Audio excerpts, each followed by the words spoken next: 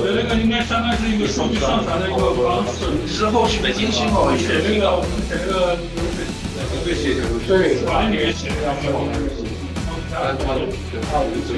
这里面放在了是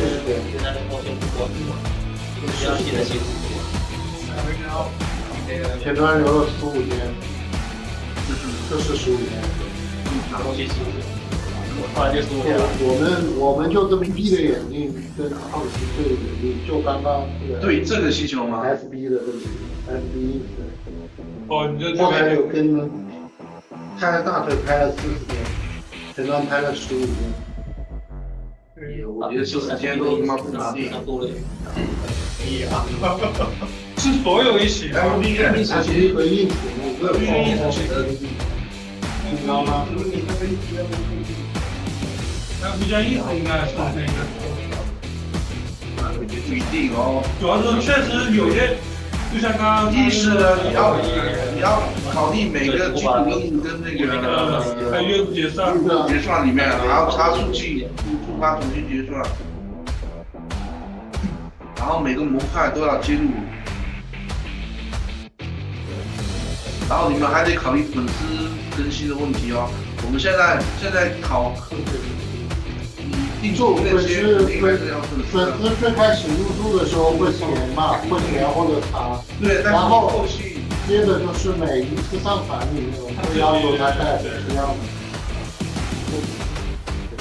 的，肯定要让他带粉丝量，他只有这个机会传粉丝量，不然就罚钱。那他的粉丝量就会重复上传，对啊。但是你上传是每不同的贴嘛，你就什么不同的贴。那我建议你粉丝量是不是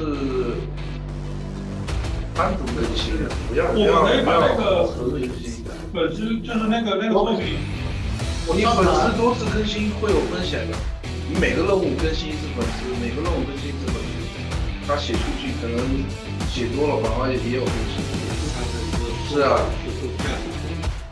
需要审核啊！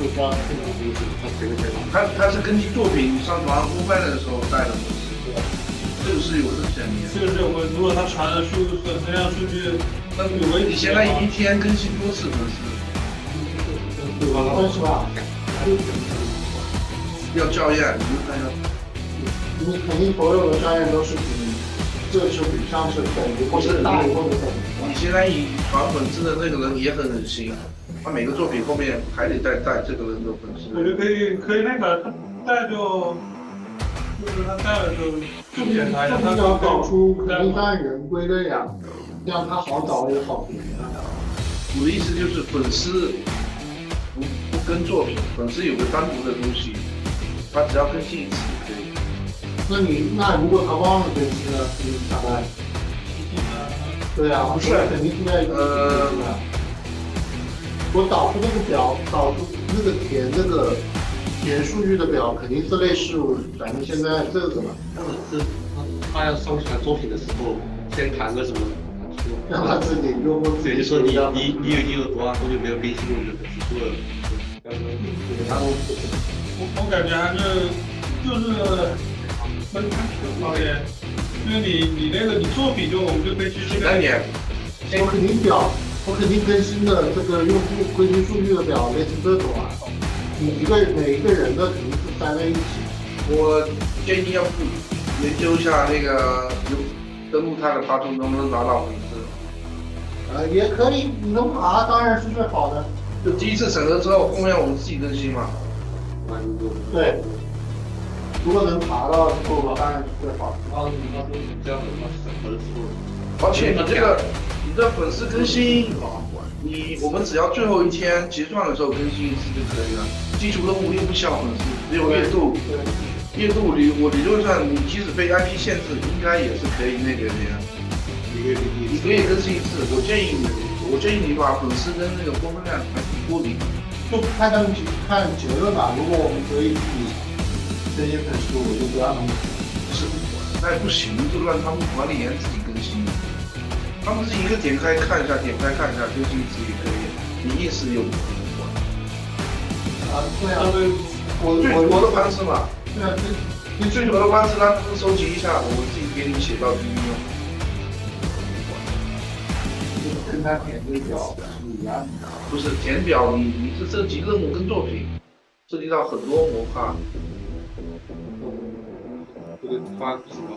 我又没充之前给他天天搞这个，所以给他搞个功能让他自己弄。所以我就想，对，就在里面上传的时候，因为看下你的作品汇总嘛，汇总了你就把这个比如说这里这样，然后他俩的作品这样。对呀，以作者为主体，他这里更新的话，他不活跃，他没提交的，你分更新都没活跃。应该是在页度那里，阅读图表。页度里面的话，但是它页度里面又有基础任务。这个得上传。是啊，你就是里面每一个任务，这里可以一并上传吗？对啊。这里上传是以任务为主的，这边上传是以作者为主的，不一样。这里是以这个任务上面的所有的作品，那你这个作者是啊，这里可以把阅读学上的关。我觉得最矬的方式就是这种了，还是先研究一下爬图的方式吧。你们看到爬图，对，结论再来讨论这个。你们看爬图的这个起粉是我理解。你只要最后几天更新一次，也不用太频繁，每隔5天起一次就可以了。这个5天都不用，1天都可以。对。然后你要处理也就意思了，其他的都没有。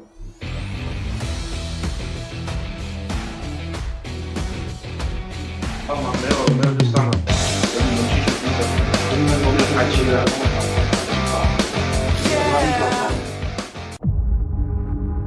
然后我看你笔单给你记住，老师给你了。0.5。看一张结构，目前优先于看，都在那做50。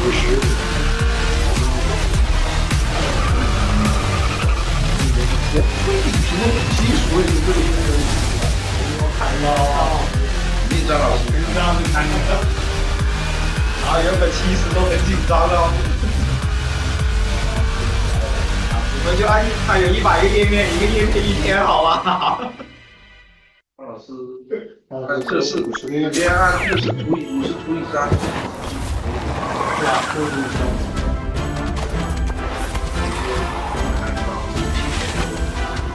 对，这也是这么算的。做回。这是以后那个封面了，你一个要当这个谁？管理装嘛，又不是用户装啊，这都是谁的装嘛？啊，行，先这样吧，我还是想再来看任务，你先去说一下，然后这次不太好搞。没有，这个只是我假设，到时候还是按照够考试的情况来判断。今天不用。今天听得了啊，这个。今天我不清楚了，今天还在1发布里面，还在说那，还有1发布那个哇，打分呀！别搞啊，太难听了。还没呢，今天来。790完都是敌方的一级。现在老这个完全不。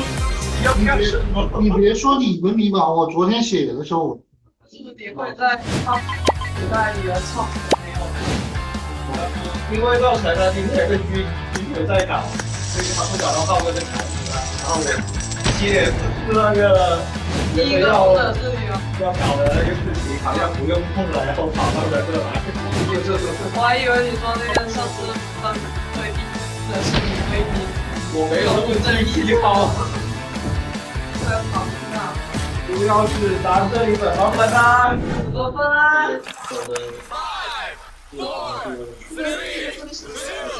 别的是月计划到几月几号？ In the past 5 years, we have witnessed the birth of countless excellent teams and players in all 5 major regions. They are still remembered by us to this day. At the same time, we also remember our fans who loved us from the very beginning. On the occasion of this 5th anniversary, let's turn back the clock to the starting point of PUBG Mobile Esports, the Southeast Asia region, where all the stories began. As the first world-class event, PUBG Mobile Star Challenge gathered professional players from all over the world. With continuous development, the 2019 PUBG Mobile Club Open Global Finals is undoubtedly the most exciting event. 2019 Fall Split Global Finals, ladies and gentlemen, give yourself a round of applause! Among the countless rising stars, one shined particularly bright. Bigatron Red Aliens, a team from Indonesia, Bigatron Red Aliens! just got first place in the PMCO Southeast Asia Fall Championship, earning the chance to compete in the PMCO Global Finals in Malaysia. In the subsequent prelim stage, intense competition kicked off immediately. And finally, they advanced to the Grand Finals in second place. BTR demonstrated impeccable strength in the competition. By the end, BTR was leading the lobby by a significant 106 points, bringing the first ever championship title to the SEA region.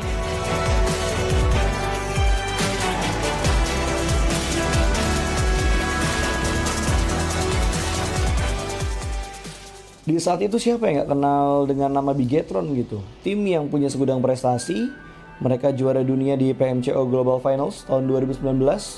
Mereka banyak banget melahirkan pemain-pemain berbakat. Zuxi, Luxi, Ryzen, Microboy.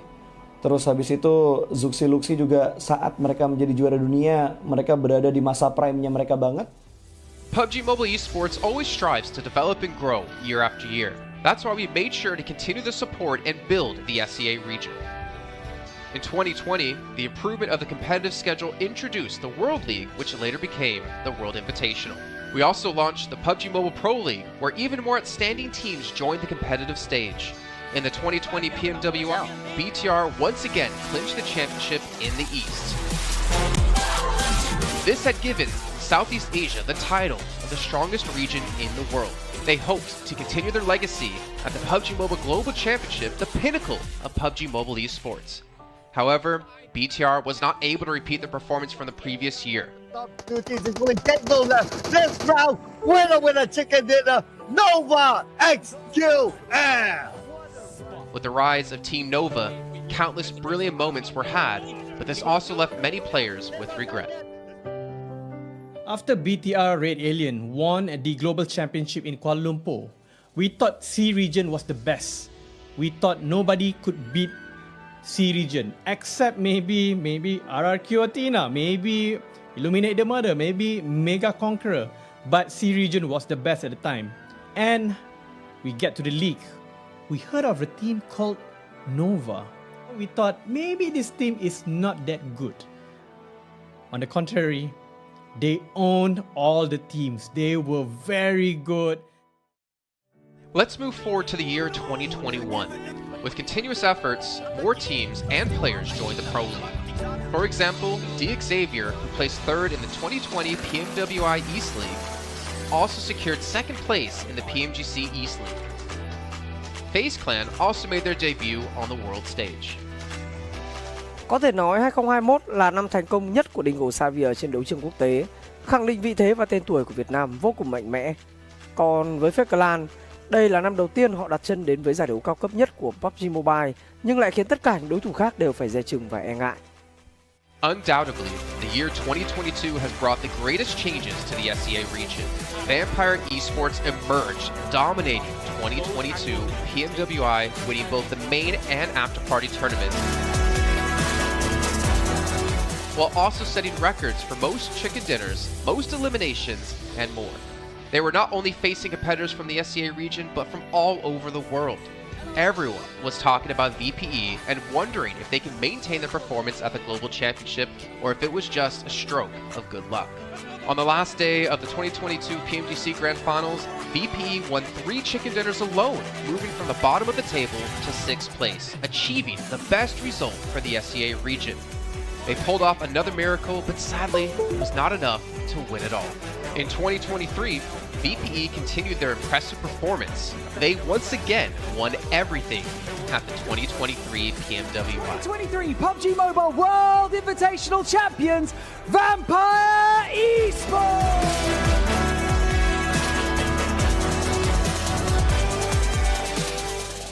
ก็ย้อนกลับไปในปีที่แล้วนะครับเอาจริงก็ผมมองว่าน่าจะ โอ้โหไม่มีใครที่จะมองว่าทางฝั่งตัวแวมไพร์จะซักเซสได้ถึงขนาดนั้นนะครับเพราะยุคนั้นเหมือนทุกคนจะโฟกัสไปทางฝั่งตัวอินฟินแล้วก็เฟสแคนที่มีแบบว่าผู้เล่นดังๆนะครับแล้วก็ถ้าจำมันได้เหมือน PMGC ปีล่าสุดมากินไก่แบบเบิ้ลติดกันในวันสุดท้ายเหมือนเอาจริงน้องๆก็เคยบอกเลยว่าเฮ้ยเราเครียดกันไปหรือเปล่ามันเป็นตัวเองดีกว่าเล่นแบบปล่อยจอยได้แบบจอยเลยสุดท้าย3กระติดจบอันดับ6ของโลกซะอย่างนั้นนี่นะครับแวมไพร์สปอร์ตเชื่อจัด But don't forget, Alter Ego, an Indonesian team, showed a very strong performance by winning the Super League twice.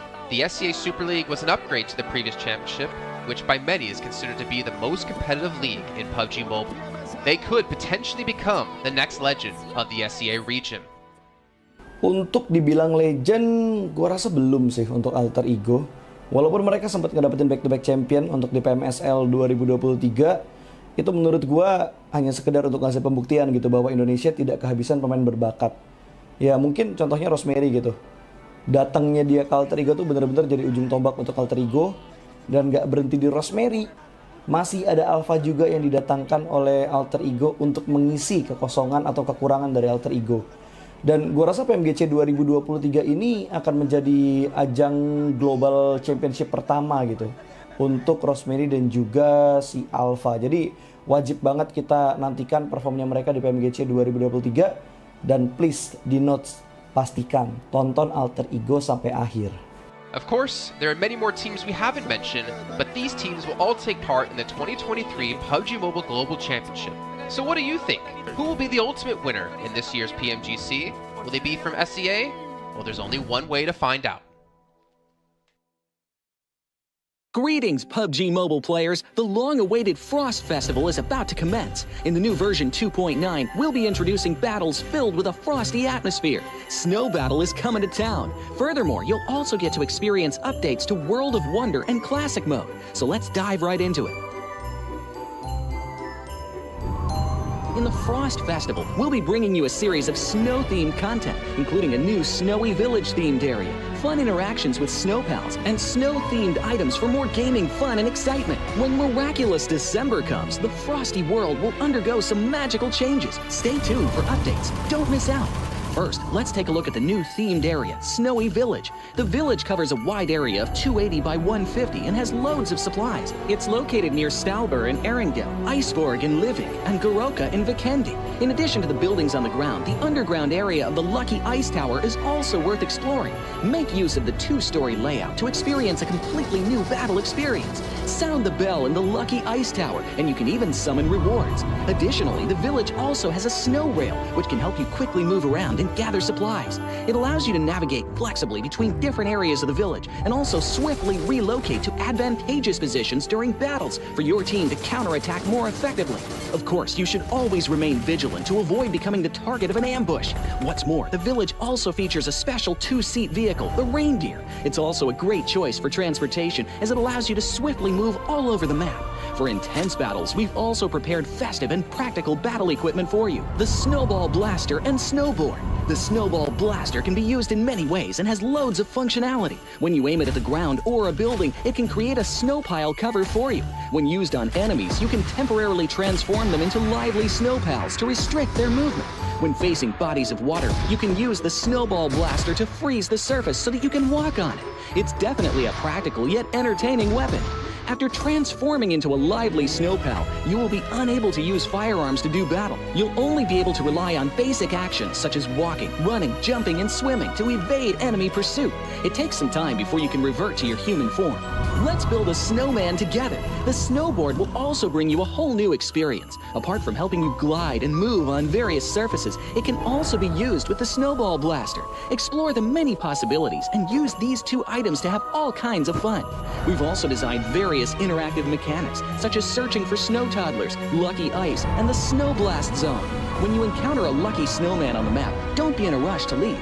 There are 4 lost little snowmen hidden near the lucky snowman. search for the 4 hidden snow toddlers and bring them back to the large snowman. You'll then receive a token of gratitude. There are lots of lucky ice scattered across the map. Shatter the ice to get the supplies inside. Try using a melee weapon to break the ice more easily. Furthermore, you'll find that snow has engulfed some red zones on the map, and the falling snow will bring about many interesting effects. Players within a snow blast zone will be transformed into a lively snow pal if they're hit by the snow. If the snow lands on the ground, a snow pile cover will be created.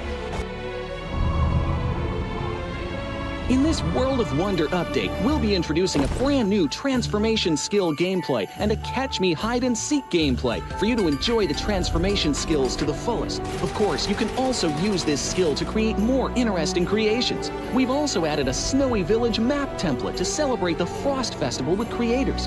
Additionally, we've also made some updates and improvements to gameplay devices, game parameter settings, and the editor. For more details, please follow the official PUBG mobile community. We'll continue introducing the latest WoW content to everyone. As for Classic Mode, we've also made some improvements to vehicles, firearms, creation mode, emotes, settings, and more. First, we've enhanced the designated marksman rifles. Some DMRs can be equipped with the full auto mod to fire in full auto. We've also improved the attributes and handling of some vehicles to enhance your driving experience. We've also added a new garage mechanic. From now on, you can choose your dream ride during matches. Meanwhile, we've also added a custom SFX adjustment feature. You can adjust the volume of some sound effects to whatever best suits you. As for creation mode, we'll be introducing some quick view features for watching the victory dance and fireworks displays and the new Frozen Kingdom themed performance in order to provide players with more possibilities for creative content. Furthermore, we've expanded the emote backpack. Now you can equip more emotes before entering the battleground. That's a wrap for the main content in this new version. In addition, new content will be added to the popularity battle event, Metro Royale, and season rewards. For more details, follow our official PUBG mobile community. Snow Battle is coming to town. Winner, winner, chicken dinner. In 2020, while the eyes of most PUBG Mobile viewers were focused on Southeast Asia as well as other regions, there was one region in particular that went under the radar, the 2020 EMEA League. Numerous teams from different regions were fighting for a spot in the 2020 PMGC. Among them, the teams from the EU region were the most dazzling. Kanina Power, which had previously won 3rd place in the 2020 PMWL West League, managed to break through and eventually won 6th place in the 2020 PMGC. Class Dilge Athletics from Turkey also successfully took 8th place. For the entire EU region, this was a great start, and in the future, the EU region would grow into an even stronger region. The EU region seems to have endless potential. They always have a number of astonishingly talented newcomers. In the 2021 PMWI, in addition to the veteran team Kanina Power taking 2nd place, the newly reorganized team in 2021, Nextria, Xenox in the smokes, the solo by themselves, surprisingly won 3rd place. The EU region seems to just have endless potential. There's always a number of astonishingly talented newcomers coming up through the ranks, developing their skills, and in 2021 at the PMWI, you had some of the veterans there for sure. Kanina Power taking 2nd place, an incredible performance coming through from them to get that 2nd place. But not only that, you had the reorganized team for Nextria in 2021. PMPL Turkey, they came 1st in their region, and then were invited on the back of that to the PMWI West to take 3rd place. So these new talents working as this new roster at the time, a phenomenal resurgence there, and there's so much more left in the pipeline, I'm sure, for this region. I'm really excited for what the future has, and I can't wait to see what they've got. In the 2021 PMGC, teams from around the world gathered once again. First of all, worth mentioning is that among all the participating countries in the grand finals, Turkey had the most with 3. Among them, teams like S2G and Nextria finished 4th and 6th respectively. This was a massive achievement. The efforts of the EU region are constantly bearing fruit. Now they just needed an opportunity. 2021 yılında Dünya Şampiyonası istediğimiz gibi başlamıştı. Çünkü West aşamasında 3 takımımızı birden ilk 6'ya sokmayı başardık ve büyük finallere 3 takımımızı göndermiştik. S2G 4. olarak buraya katılma hakkı kazanmıştı ve kadrosunda Rip7, Timber, Kalse, Sylas gibi isimler vardı. Büyük finallerde ne yapacağını çok fazla kestiremiyorduk temsilcilerimizin, çünkü dünyadaki takımların iyi performansları söz konusuydu. Büyük finallerde temsilcimiz S2G 4. olmayı başardı. Nexu'ya 6. olmayı başardı. Maalesef Fenerbahçe ilk 8'in dışarısında kalmıştı. Ama bu takımın ileride çok iyi şeyler vaat ettiği konusunda herkes hemfikirdi. Next, let's go directly to the 2022 PMGC. At a time when everyone was focusing on whether Nova could win 3 consecutive championships, a team that was not originally a favorite to win was about to become the focus on the stage. S2G performed consistently in the first 2 days of competition, always maintaining a position at the top of the leaderboard. And on the final day, S2G changed its conservative tactical strategy and sought to gain more elimination points in the last few rounds. And in the last round, S2G secured the championship with 15 elimination points. Champion of 2022, it is S2G! They finally broke through and made history for the EU region. 2022 Dünya Şampiyonası bizi büyük zaferler getirdi. Tabii ki Dünya Şampiyonası başlamadan önce bu zaferlerin geleceği konusunda çok bir fikrimiz yoktu. S2G kadrosunda bazı değişiklikler yapmıştı. Takıma yeni katılan oyuncular vardı. Özellikle Reis ile birlikte takımın form seviyesi gerçekten çok yüksekti. 2022 Dünya Şampiyonası finallerine 2 takım göndermeyi başarmıştık. Bir tanesi S2G, bir tanesi Fireflux. Maalesef 2 takımımızın kaderleri birazcık farklı oldu. İlk günden itibaren S2G sürekli olarak zirveyi kovalarken Fireflux için işler iyi gitmemişti. 3. gün geldiğinde S2G güzel maçlar geçirdi ve şampiyonluğu Türkiye'ye getirmeyi başardı. Bu Türkiye e-spor tarihindeki en unutulmaz başarıydı. This year, the EU region has continuously produced even more strong teams. First of all, G Gladiators won first place at the 2023 PUBG Mobile Pro League Spring Regional Championships and third place in the 2023 PMWI. Veteran teams like Nexuria and Canada Power have been performing better and better this year and successfully qualified for the 2023 PMGC. Subsequently, hot recent teams like Mad Bulls, BRA Esports, Major Pride, Elise Esports, Demorte, among others from EU, have also successfully gotten a spot in PMGC. They all look forward to continuing the success of the EU region in 2023. There are many questions surrounding PMGC. Will S2G successfully defend their championship? Will another EU team lift the trophy? Could it even be a team unexpected to win it all? Let's witness it together in Turkey.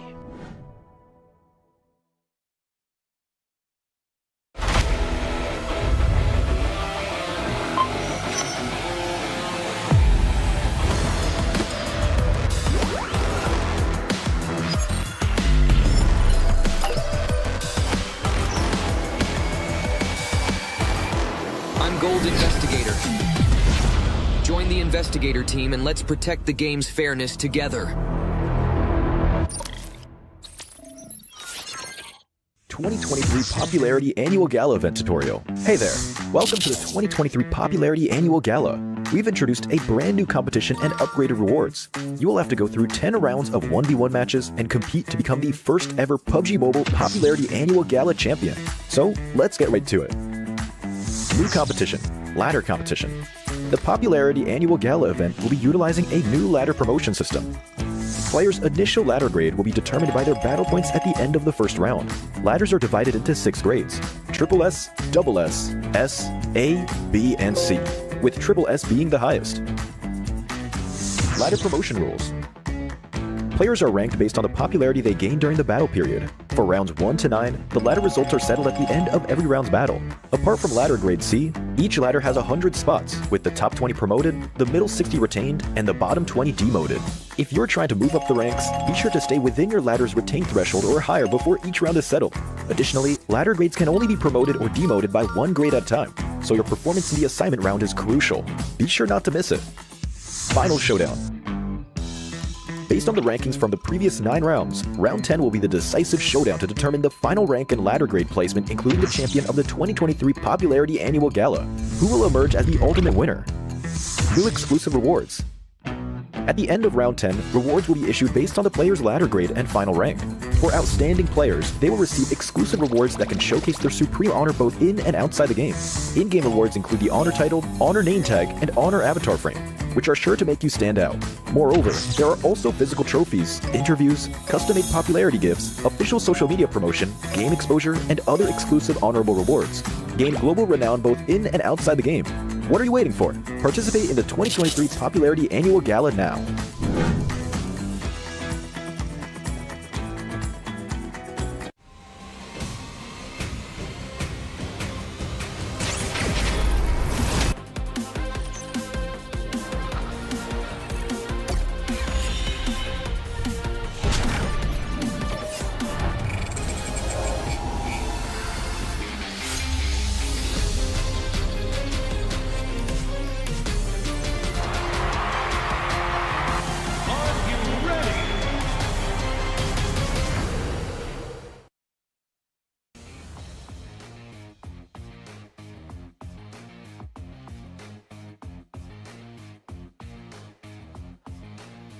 Welcome back to the PMGC 2023, and this is going to be the last chance stage here. And I'm live in Malaysia, Battle Arena PJ, with me none other than Potato coming out from Alter Ego. Now starting off our questions and brief interview for the day. Now, for Alter Ego, you guys were PMSL champions back-to-back for 2 seasons, but it feels like there's a lot of challenges for you in the PMGC League stage. What was the biggest difference if you compare during the PMSL and even the PMGC now? Oke, jadi buat Alter Ego sendiri, kalian itu back-to-back champion di PMSL dan sekarang kamu berada di survival stage PMGC. Jadi apakah perbedaan di antara PMSL dan PMGC itu sendiri? Oke, kalau perbedaannya menurut kita sih dari segi adaptif di tim-tim global ini ya. Karena dari segi adaptif atau adaptasi mereka sangat-sangat kuat lah. Jadi mereka nggak ada patokan mau gameplay gimana, jadi mereka menyesuaikan dari segi gameplay. Okay, if you ask me the difference between PMSL and PMGC, most of the team at this PMGC, they know how to adapt with the situation. They don't have like one specific play style or they want to play passive or aggressive. No, they're not doing that. They just adapt with the situation and improvise from there. So I guess that's the biggest challenge for them as well then. And now, based on yesterday's matches, are there any adjustments? Since today is your last day playing as well, you have to wait for tomorrow. Will there be any adjustment for your team to make it for the next stage and get a better result? Oke, jadi buat hari ini adalah hari terakhir buat Alter Ego sendiri. Apakah menurut kamu sendiri ada sesuatu lah yang kamu ngerasa bisa nggak kamu lolos ke survival stage nanti gitu? Apa yang kamu harus lakuin buat kamu lolos ke survival stage? Apa yang harus kita lakuin sih pastinya lebih ke mematangkan kesalahan kemarin ya. Jadi kita belajar banyak dari kesalahan kemarin. Kita benar-benar adjust lah untuk hari ini karena hari ini kita terakhir bermain dan grup green besok masih grup red dan yellow masih bermain. Okay, so for me from Alter Ego, we want to do our best. We already touch up our mistake. We already learned from the past, and yes, of course, today group green and versus red, but then red is gonna play in tomorrow. So I think we're gonna perform really well so that group red is not gonna qualify easily to the last chance. Now I'm going to touch that for a bit more. Since you mentioned about your mistakes yesterday, and it's so hard to actually identify your mistake in a very short time, can you state out some of the mistakes that's quite major for your team? Ya, kamu ngomong-ngomong, kamu ada ngomong tentang permasalahan yang terjadi lah, mistake-mistake yang terjadi. Bisa nggak kamu cerita sedikit aja, apa salah satu contoh mistake-mistake yang terjadi di kemarin hari? Mistake yang kemarin terjadi sih kita belum expect sama keisengan Semnan ya. Jadi benar-benar dari semua map kita benar-benar deket sama dia dan lumayan mengganggu gameplay kita lah. So the things that I don't expect is the playstyle from Sem9. So that's the mistake that we learned back then is because of our drop spot in every map is quite near with Sem9, and yeah, we don't expect these things gonna happen, and yes, they give us so much trouble. I mean, that's the unexpected to be happening on the global stage, definitely now. You mentioned about Sem9. Are they one of your greatest threat when it comes to this stage, or will there be somebody else so far? Kamu ngomong Sem9 nih, kamu mention Sem9. Apakah Sem9 itu salah satu tim yang kamu ngerasa PR terbesar kamu, ataupun ada tim-tim yang lain? Enggak sih. Karena emang kemarin iseng aja, kita nggak expect dia bakalan main se-iseng itu. Okay. So basically, it's not really Sem9 is our biggest threat, but then we just don't expect they're gonna play like that. Okay, so we might have more surprises for today, by the way. With tight points among the teams, and you still have a great chance to make it to the last chance stage. What's your focus to improve your rankings since today is your last day? And what do you think is the most important outcome for today's games? Oke, jadi kalau kita lihat dari point system, poin kalian itu tidaklah terlalu jauh untuk kamu lolos ke ke last chance. Jadi, apakah fokus terbesar yang kamu mau fokusin hari ini supaya kamu bisa lolos ke last chance? Kita lebih ngemaksimalin tiap game sih. Jadi kalau tiap game kita mendapatkan hasil yang bagus, poin juga bakalan ikutan bagus juga. Jadi kita fokus game per game. Okay, so basically we're gonna focus on each game. We're gonna focus on our first game first. It's because of I believe if we focus on each game, the point will come afterward. So we're just gonna do our best in every single map so that we're gonna maximize our point. I agree. It's one step at a time, one thing at a time as well. But we're done here on Stage Live. We're going to toss it back to the casters. Good luck, all the best for all the teams out there competing, especially when it comes to Green Group. Today will be the last day performing, and the next day they have to just wait it out. We're just going to toss it back to the casters. Casters, take it away.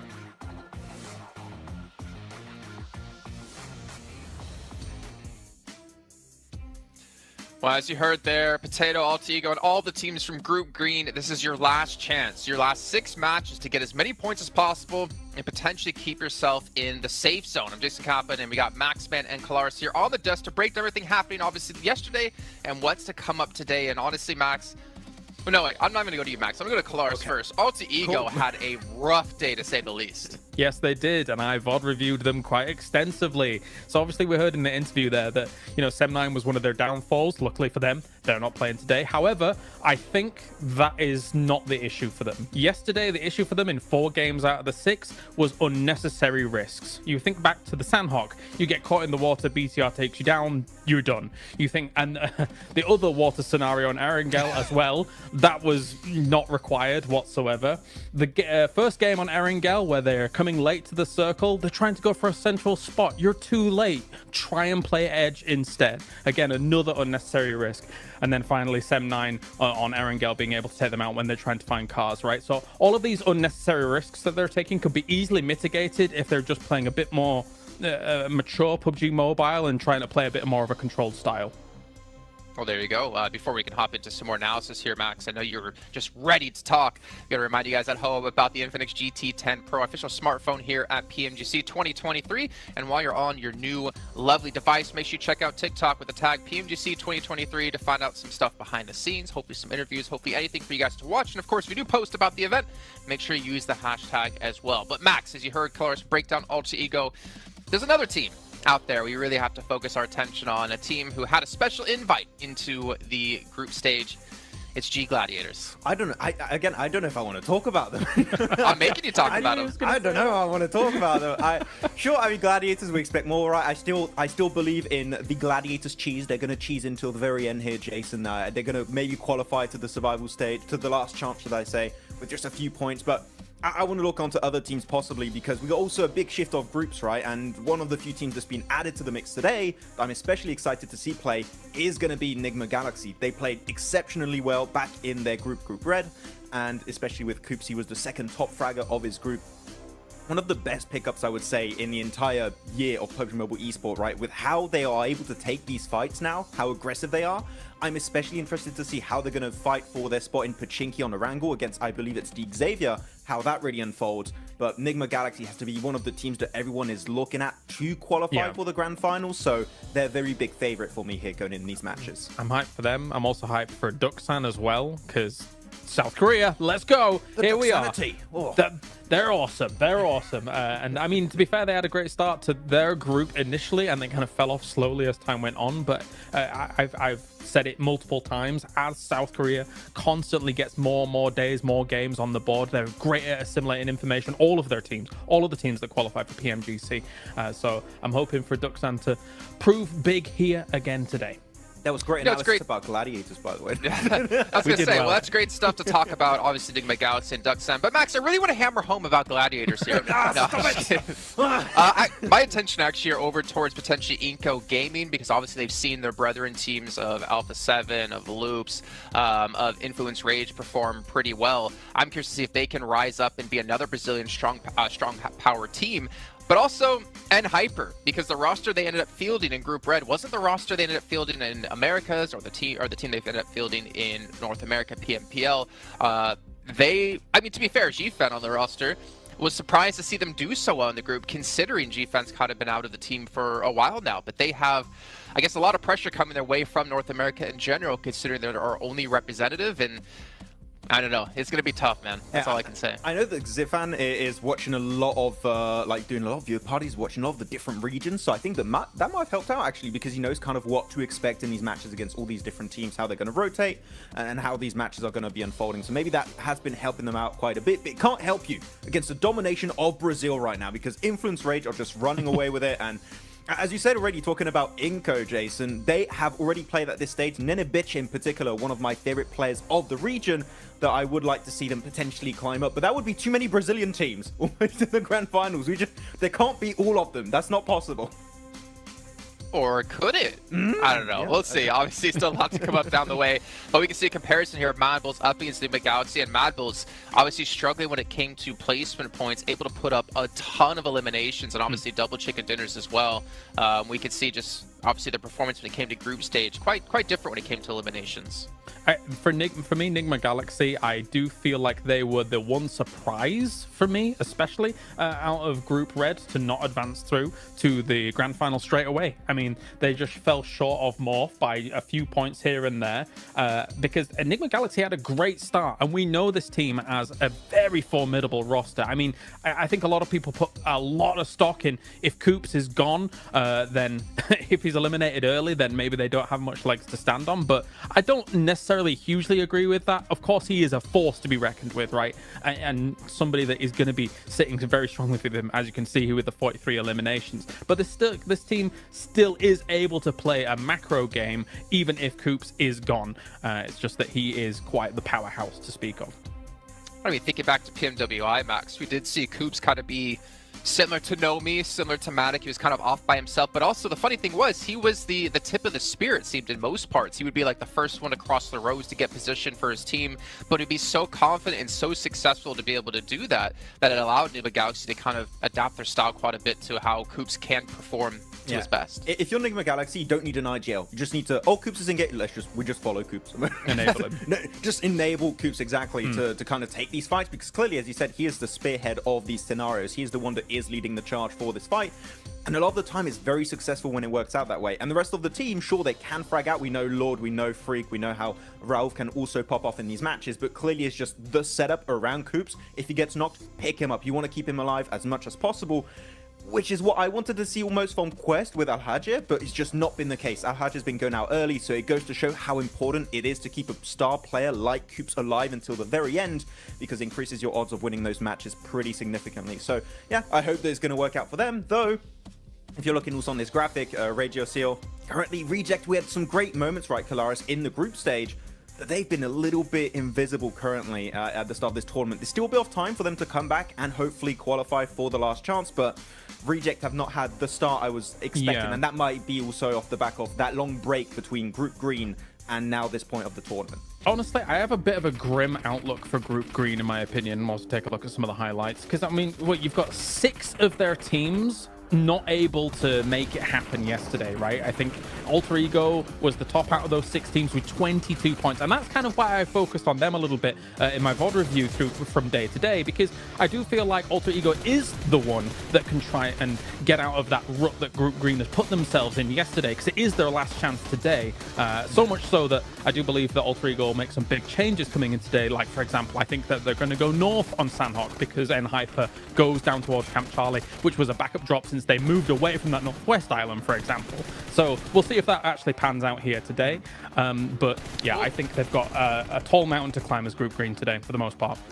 I will say this, I'm 100% in agreement with you, Claris, but one thing we can't forget about is that the difference between 16th place and 8th place is 15 points. Now, obviously, if you're Melissa in the situation, that's over doubling your points, but it's not that big of a gap at the moment, so it's really going to come down to those potential 1, 2, 3 points. That means whether you're into the last chance or your unfortunately PMGC run will be done. So it's still extremely close, but yeah, it is kind of eye-opening, Max, as we look at Group Green just struggling down towards the bottom of the leaderboard. Yeah, actually, I got a few numbers right now. Group Yellow, on average, have 40.5 points. Group Green have 26.3. So there's a pretty significant disparity between the teams that are between these two groups. It is going to be a bit rough. There's room for them to, of course, catch up here, but as we know, for the survival stage, it's only 2 days. The team of Group Green only have 6 matches remaining to have an impact on the leaderboards. And after, I mean, Claris in esports, this is always the worst scenario to be in.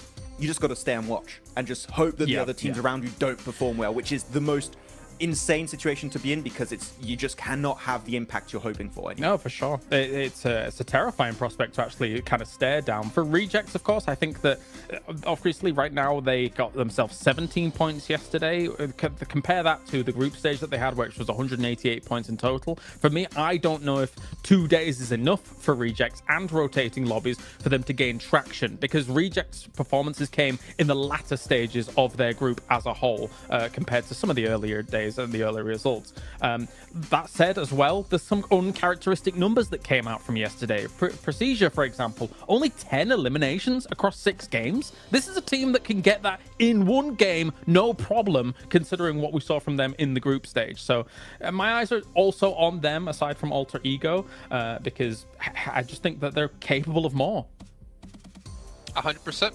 I completely agree, and unfortunately just not seen out of them and the Twins. But you know what, obviously rotating groups, I think for me, as you kind of mentioned, right, like we have rotating groups, it kind of doesn't favor some of the teams. But for me, PMGC is always about finding the best all-around team, because there's so many different kind of mini tournaments within tournaments, right? You have your group stage where you play out the same teams over the course of 3-4 days. Then you have this event where you have rotating groups, you have to be adaptive. Then you get to the grand finals where it's going to be a sprint, or I guess the last stage coming up in just 2 days, where it's really a sprint, right? With just 2 days of play.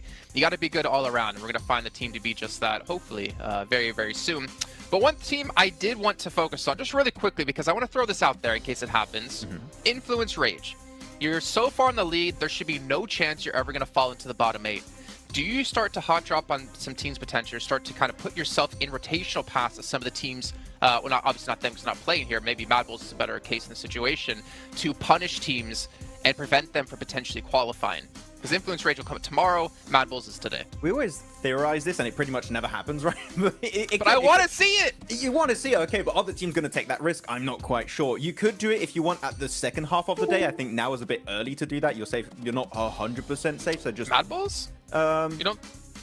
I mean, for Influence Rage, I would just say, just play the half of the day, just chill, normal. Then if you want, and see how it happens. I think the earlier you do it, the more responsive teams are going to be to that, and they're going to adapt around you, potentially hot dropping them, right? So if you Influence Rage, Mad Bulls, BTR, maybe you want to take a bit more time before going for a play like that. I don't know who you'd want to pick out. Maybe Rejects, maybe also Gladiators right now could be a team to take down. I don't know, could be. I have a thought. I do think Mad Bulls is relatively safe. I mean, considering that I think that their performance will continue here throughout the day. I think if you were going to target anybody based on these two groups alone, I wouldn't even mind looking towards Procedure for on Erangel. If you think about their potential rotational paths from something like Yasnaya going up against kind of Rozok, sometimes those can potentially clash from time to time, and Erangel is the most, as we all do our little things. Please sir, I want to be next. You know, I think that could be a target. If they were going to do something, I don't know whether they will though. I'd even go on Alter Ego, to be honest. I think that would be a good team to take down. Maybe. They could be a threat. I mean, that's a good point. If you prevent people from hot dropping you when we get into the last chance stage, then it means your position's going to be a lot cleaner. You're limited in games. You have a better chance of qualifying through. But let's see what's going to break down as we're heading to our first match of the day with Sandhawk. Going to throw it over to our commentators, Jack and Blink, to take it away.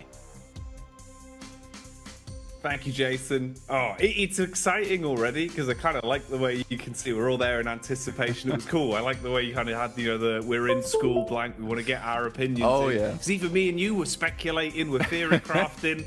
It's sick, man. This week's going to be so damn good. Like, the quality of games yesterday was great. If that carries on, I'm living for it, Blank. Yeah, I mean, we were having a little chat behind the scenes there. I mean, to be honest with you, there's a lot to talk about here. You know, you have some of these groups here that are now playing their last day. It's Group Green. This is their final day today before we head in towards tomorrow. Everyone gets 2 days of play between both the survival stage and that last chance. And some of the players, some of the teams in Group Green are in real danger right now. It's a stressful experience. U2 Alliance, they look happy. They look ready to go. They look very, very excited to get things on the road here. They had a pretty good upwards trend over in their group. Didn't start off so strong, but ended it quite significantly well. Obviously not getting in towards that direct invite stage, but yeah, for Group Green, things do get a little tough here.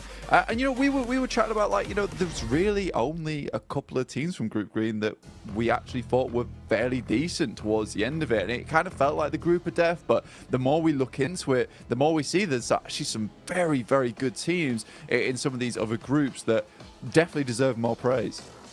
Absolutely. I think that's sort of the speculation that we had when we came to this agreement, you know, like looking back on it, in retrospect about the rose-tinted goggles or green-tinted goggles, really, the upper echelons of that group were absolute masterclass, right? Even Reject Tokyo couldn't be lumped in with that, with how well they were playing over that week. But since coming into this, well, hang on a minute, hold that thought. It seems like hot drops are happening, Blank. What's going on here? Straight into the action. Is that Mad Balls under pressure already? It is Inco versus Mad Balls here. And we saw this versus Mad Balls in the very first day of their group versus Falcons. They lost their hot drop, but they're used to it now. They're expecting something to go off. They've already found one knock off the bat here. Let's see if they can find any more, Jackie. How far can they go with this then? Fleek getting the reload off instantly, trying to assess the situation. Now, Mad Balls always feel like they were hit with pressure on Sanhok. Even back in regulation of Group Green, they were being tested for control. Inco are the ones that are starting to show up here, though. Early damage done. Fleek down by the DBS. Another knock coming in, Blank. Bit of a trade, but now we're seeing them both be severed. Lots of damage across either squad now. It was one apiece, but Inco were able to get that res off there. Vitali will finish off Fleek in the meantime. Zerich desperately trying to hold his own. Becker trying to head down the stairs. Nice little peek out coming through from Inco. Only one Mad Bull left remaining, but it's Tulika. He was having a fantastic day yesterday. Not about to let this game slip out of his hands, but he's only got one teammate left to bring up, but a huge amount of damage onto Squash. Last player alive, Tulika. Can he clutch this out?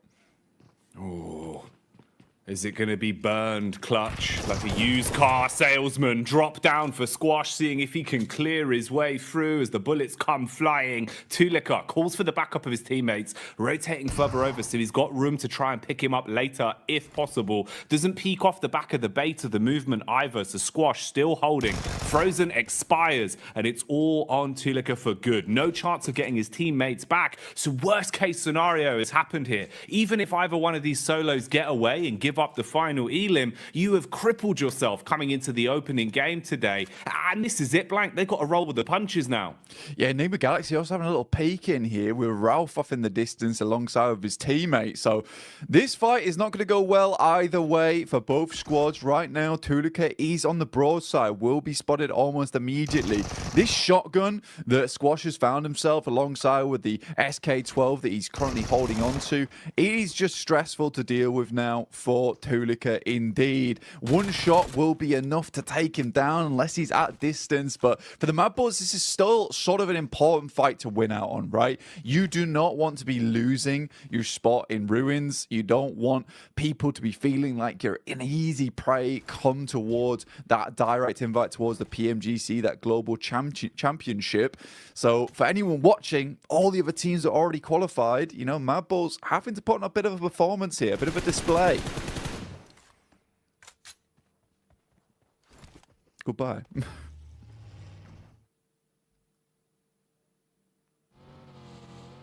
And with that, Tulika will move onwards. Ralph takes out the final player there from Inco.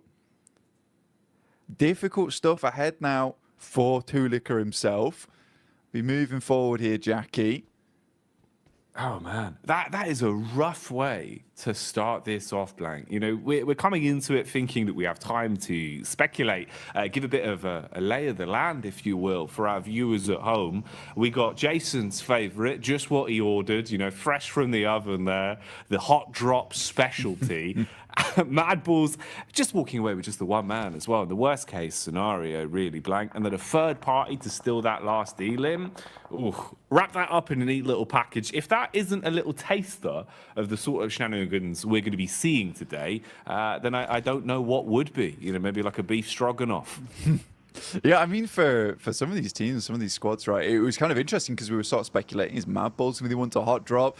In the end, they have to, but it's Inco who does engage that. And I think for Inco, maybe not the greatest thing to happen. I mean, we were talking about how, you know, here on Sandhawk, you do want to try and get as many points as possible, squeeze out as much as possible from this map, because you're only going to see one of it anyway. You don't want to go heavy on these games. Tixie all by his lonesome here. No one else to help him. He's got a DBS versus the three-man squad here of Quest. Easy, straight around the corner. Easy two-pump, double barrel action. Straight into the face of Kitsune as well. Causes him to go bounding around like a very aggressive bunny rabbit. And he's put the foot down, Blank. At least hits onto a one. The sprint out as well. Basically just offering themselves up as sacrifice there. Those are some freebies for Gladiators. You get the response in as well for the situation. Get everyone back on their feet. You're going to be happy with that. Yeah, you got to be really, really pleased with the fact that Tixie's able to hold his own on this compound. It is typically where Tixie does play as well, over towards this eastern side, able for the rest of the team to get over towards him as well. And I think that is nice. That's a nice regroup coming through from Gladiators. A lot of times they've been fairly slow on that approach. If one player is all on his lonesome, backup doesn't come half as quick enough a lot of times. So for Tixie, he is thanking his teammates, clapping them on the back there. That is a very, very pleasing result for Gladiators. Not so much for Quest, currently on 13 points. It's not really looking too good for this team, even after the absolute mad plays we saw from Al Haji yesterday. I don't know how much further Quest is going to be able to get into this tournament, but I think next year is going to be a really good year for Al Haji, no matter what team he's on.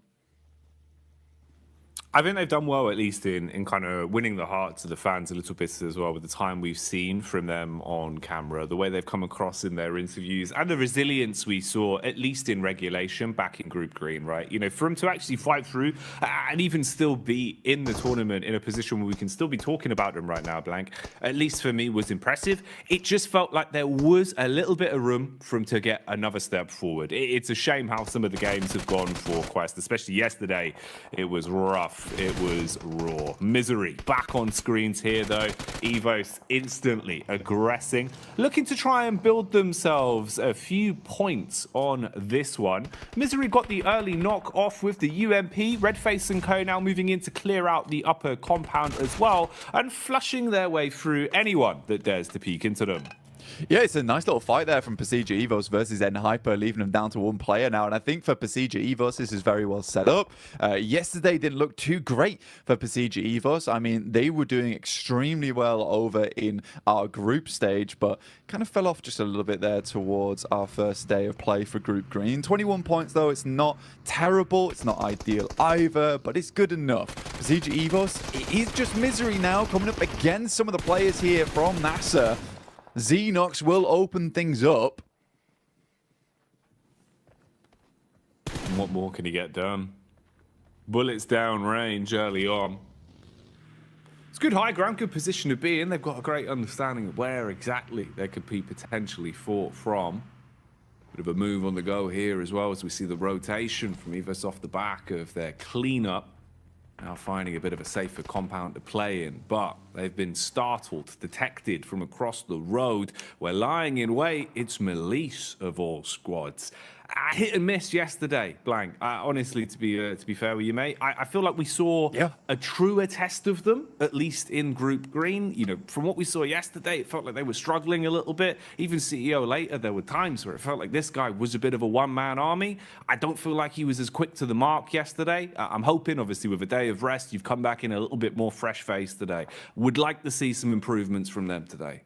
Yeah, I mean, for the Turkish squad, it's just a little bit difficult for them at the moment. I mean, they've been making a lot of right moves. And I think for an Edge team that likes to kind of read into opponents' movements around the map and cut the legs out from underneath them, they did a good job of it in terms of theory, right? In theory, where they were playing, it was all fantastic. Then they were going down to these engagements. They weren't always able to win it out very cleanly with a four-man squad going onwards and just clearing from there. And they ended up just losing games very early on. And there's kind of the risk with playing Edge a lot of times whilst you're holding out and guarding those Edge sides is that if you get into an engagement there, you lose it, right? There's not much chance of getting very much further into the game. For other teams that like to leapfrog from Edge and then send towards a kind of a middling position between the center of the circle and the outer side of it, you have much more chance to get further into the game and maybe pick yourself some pretty consistent placement points off the back of it. And we had a really good conversation as well yesterday,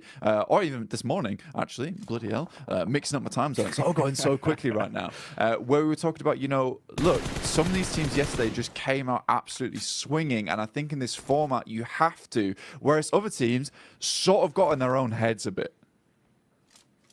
Yeah, that was one of the big focal points we were kind of sort of umming and ahhing over, about how you could see the difference of, let's say, a team like Influence Rage, who came out just playing their style, just absolutely giving it, right? Any opportunity they had to just swing on a fight, play confidently, going into an engagement basically thinking, you know, we've already won this. They're just thinking about the points being in their pocket.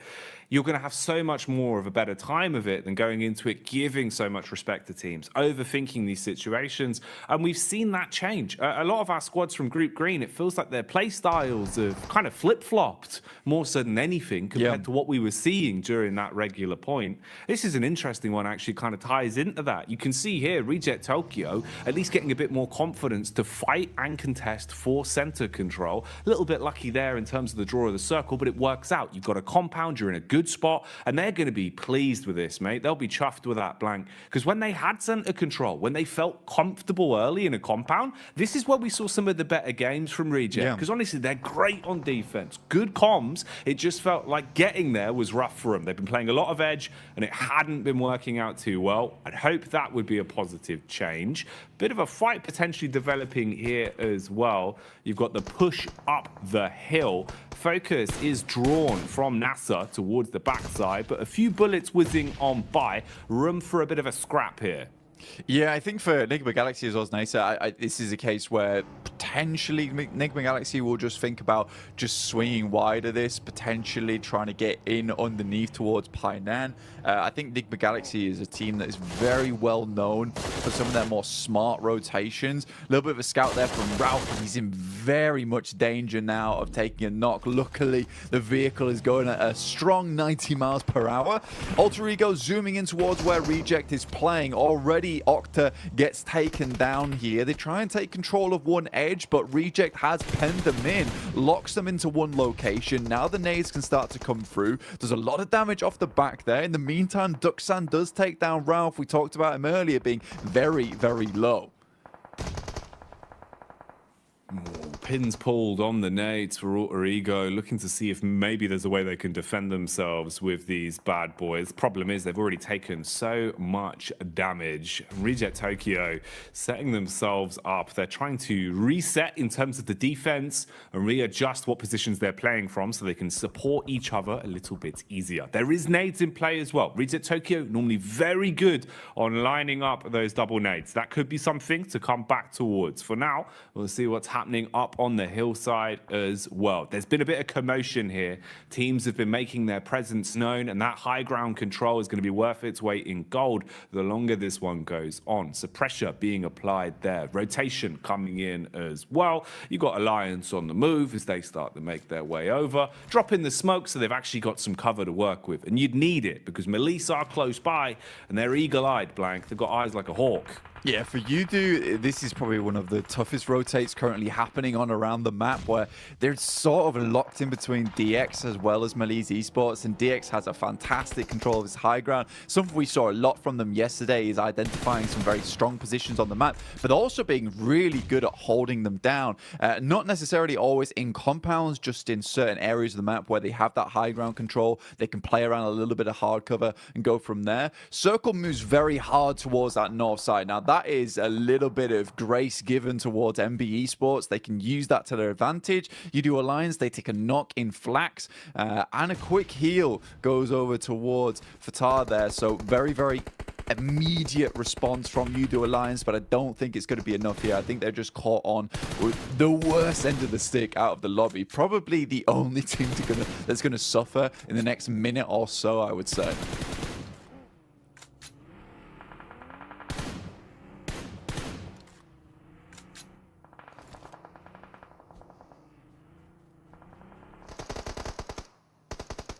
Malise Esports on this side of the map. Now, Kissu does go down. Poser has a nade in hand. We'll send it over towards Nisa, but Malise Esports, again, just crumbling a lot during these days. Again, Nisa, 5 eliminations found so far. Really, really good stuff from them. I think this is interesting because it is a lot of these squads that we see a fair few times that just come into these games swinging. They tend to do well, and I would say that this is a very, very good and promising mark of the game going forward here, Jackie. I'd agree with you, man. It feels like, actually, you know, we're getting into a bit of a groove now, a bit of a stride for some of our teams. A lot more aggression displayed early game as well here with the culmination of the 2 groups we have in today's lobby for survival stage. Now, they were being pulled and pushed in multiple directions here. It felt like they weren't quite sure which fight they wanted to set their gaze on, but now they've been thrust into one. They have to try and survive, taking a ton of damage up against Evos. Good lay of the land from Link as well. Knows to look towards the distance, can see just over the ridge side where his next opponent is coming from. They've got an understanding of where exactly he's playing towards, but with the bullets connecting, they're going to start to farm up these elims. Malise, meanwhile, are crashing down as well. This is Udo Alliance still trying to push over that hill. They've been doing this for quite some time, Blank, and maybe it's going to start to work out. Nice connection onto Levites. He's dropped and finished off for good, and they're still pushing in.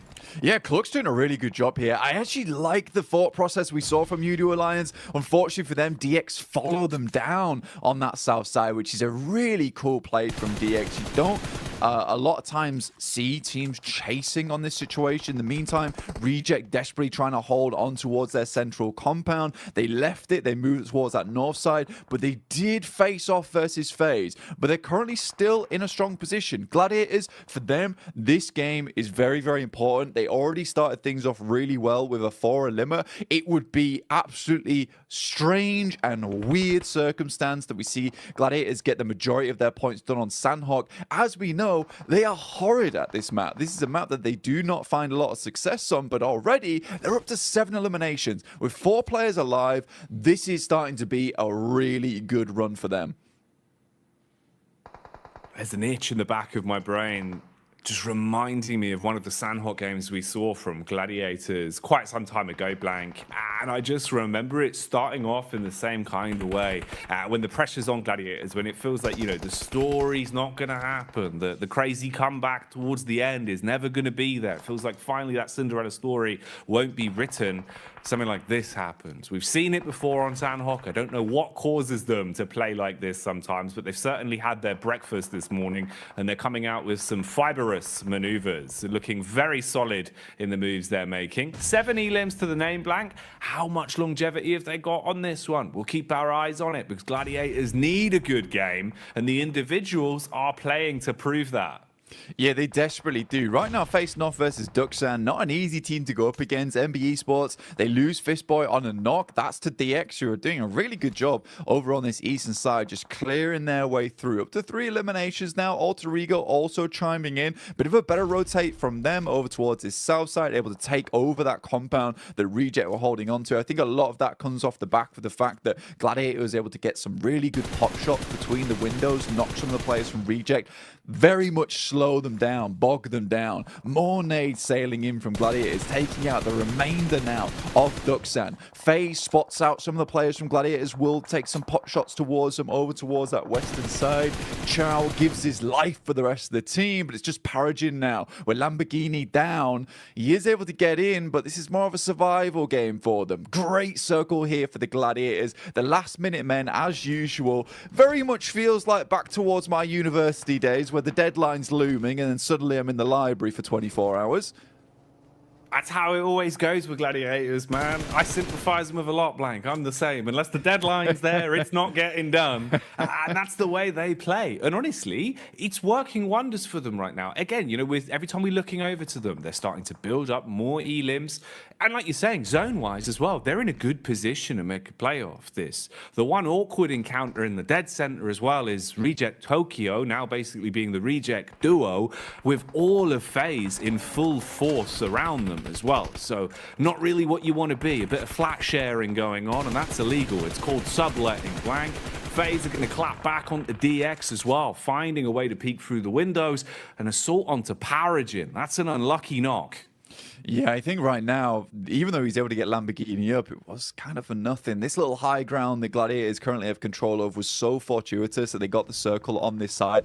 Coming off that high ground is very difficult, so they're trying to milk it for as much as they can here, stay on this top side. But it's MB Esports coming in to try and challenge us. So now, Gladiators need to be ready for this one. Kitsune luckily is in position as the DBS, only able to find one though, and that's not quite enough. The rest of the team instantly needs to improvise off the back of this. Sek and Mondo are down, so it's a decent start. The nades start pouring in, and it's a nice nade on the backside towards Fistboy. Just Akaze left remaining, and Gladiators quickly clean them up there. Up to 12 eliminations now, Jackie. A fantastic start. Tixie's flying through the air. Matic is on the support.